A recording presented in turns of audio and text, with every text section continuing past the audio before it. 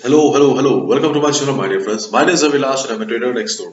In this video, I'll be analyzing the chart of USD JPY, US dollar Japanese yen.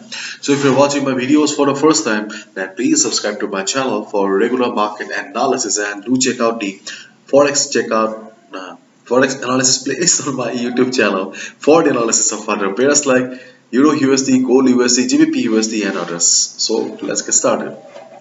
Today I'm in a 1 hour time frame instead of the 4 hours because 1 hour time frame is showing me some sort of trading opportunity, whereas if we look at the 4 hours time frame we do not get a clear picture about the market here.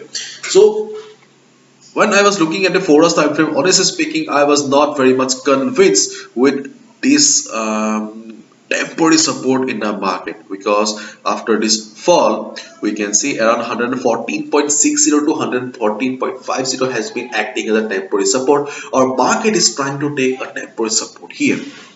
I was not much convinced here. Okay, so I switched to the 1 hour time frame, and here I could see that yes, the level of 114.50, okay, 114.60 to 114.50 has been acting as a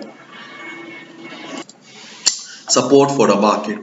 We have the Fibonacci 50% retracement level here, plus we also have the volume profile indicating that this can be a support level for the market. So as a result, I'll say that if you have a buy position on USD JPY around these levels, then please be on the trade. More or less the trade looks good. But if you are looking for a fresh opportunity in the market or fresh entry into the market, yes, you can take a buy position as well, considering these two factors: Fibonacci 50% retracement level plus the volume profile indicating that good transaction took place around this level. Okay, so you can also take a buy position also right now, but your stop loss will be below this 200 period moving average. Keep in mind, so your stop loss will be, okay, if you take a buy position right now, your stop loss will be around 114.45 or 114.43. okay, so around these levels your stop loss will be there. And as you can see that right now there is not much movement going on in the market, so do not expect huge huge movement in the market as of now. As the day will proceed, there may be some good movement in the market, but as of now volatility is very less on USD JPY chart. And as of now I'll say that yes, what you can do is you can just wait for the market to give you some good volatility, or you can already take a buy position and be on the trade. That's your completely your choice.